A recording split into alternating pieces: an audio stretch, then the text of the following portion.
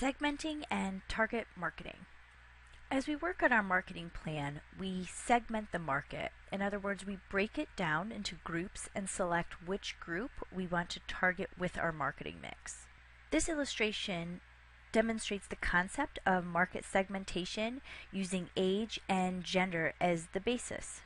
Until the 1960s, market segmentation was not really used extensively. Consider Coca-Cola with its one product aimed at the entire soft drink market.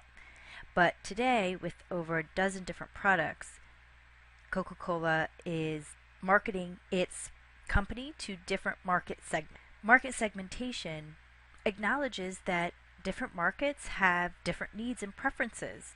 And if we break the market into segments, we can better identify the customer's needs. A segmented market needs to be large enough to warrant its own special marketing mix. It has to be identifiable and measurable. It has to be reachable, and it needs to respond differently to a marketing mix.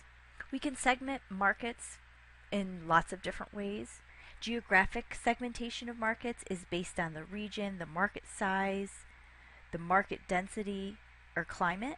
Some consumer goods companies, they use regional segmentation. That allows them to appeal to local preferences.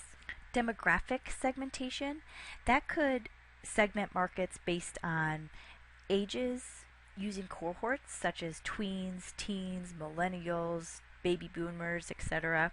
It could also segment based on gender, income, ethnic background, and family life cycle. Family life cycle is this idea that we go from young singles to young married without children, to young married with children, middle-aged married with children, middle-aged married without dependent children, older married, and then older unmarried.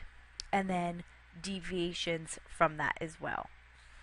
Psychographic segmentation segments markets on the basis of personality, lifestyle, motives, and geodemographics. So personality reflects a person's traits, attitudes, and habits. So consider the personality types that describe segmented Porsche buyers. And motives, so car makers might appeal to customers with status-related motives, whereas baby products appeal to emotional motives. Lifestyle segmentation divides people into groups according to how time is spent. So the importance of things around them, the beliefs, socioeconomic characteristics such as income and education. So, for example, a wine magazine targets people who appreciate wine and good food.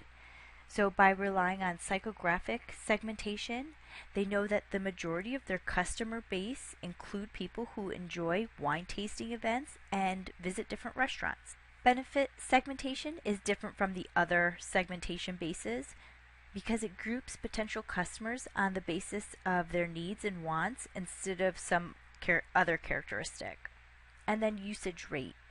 So that divides a market on the amount of product bought or consumed.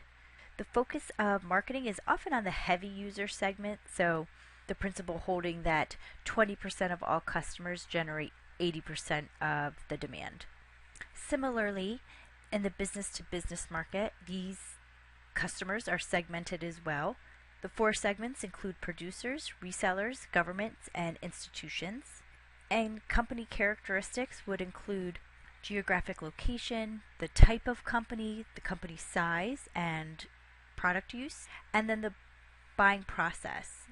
Many business markets find it helpful to segment customers and prospective customers on the basis of how they buy.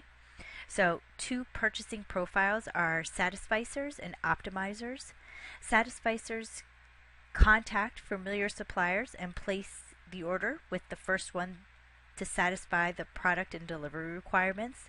Optimizers consider numerous suppliers, obtain bids, and study all the proposals before selecting one.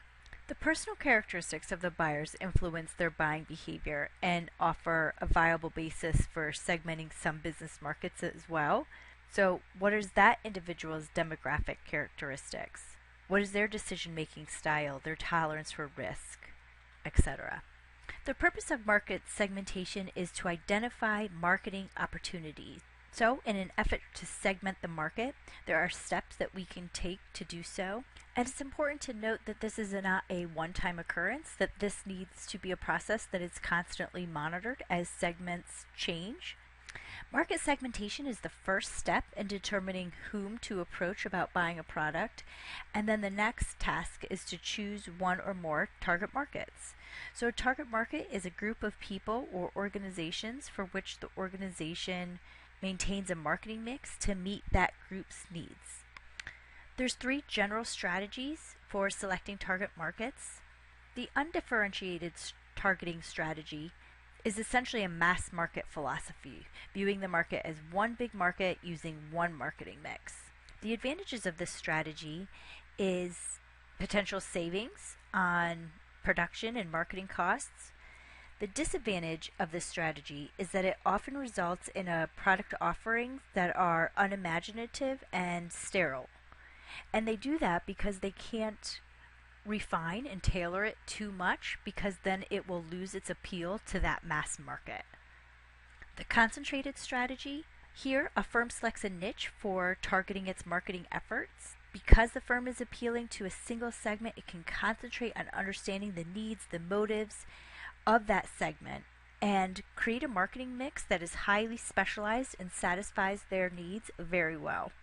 The advantage of this strategy is that it allows small firms to compete effectively with larger ones, because perhaps they can really focus in on that particular target market's uniqueness, such as Rolex and Porsche have done.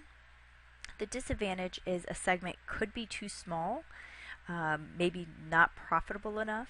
And then the multi-segment targeting strategy. So here, it's a strategy that chooses 2 or more well-defined market segments and develops a distinct marketing mix for each of them.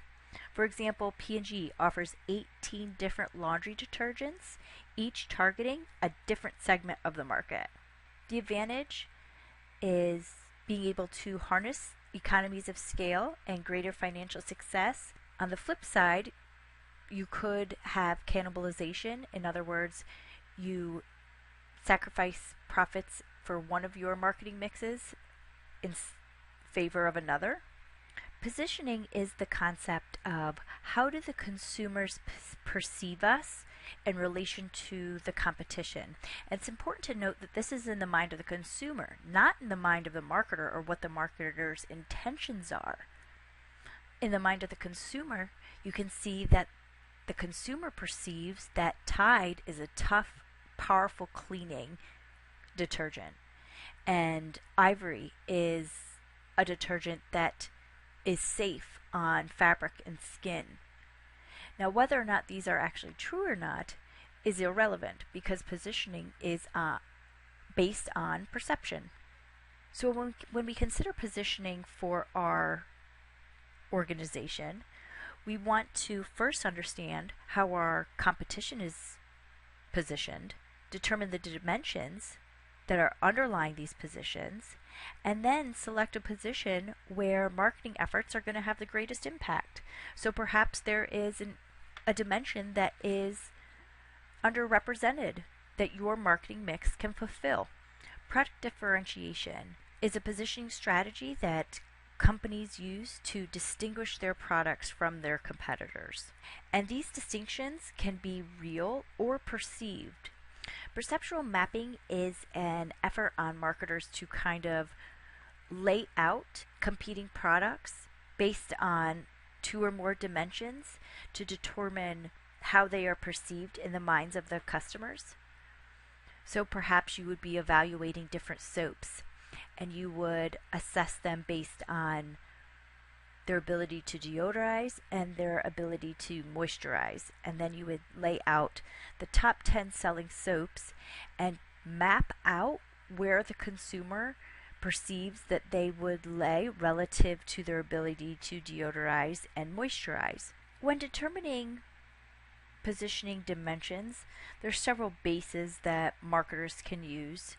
Repositioning. So products are repositioned to sustain growth in slow markets or to correct positioning mistakes. So for example, if a company such as a college finds out that the consumers perceive it to be more expensive than their competitors, and let's say that's not true, then the college knows that it needs to reposition its brand to perhaps give the impression that it is affordable.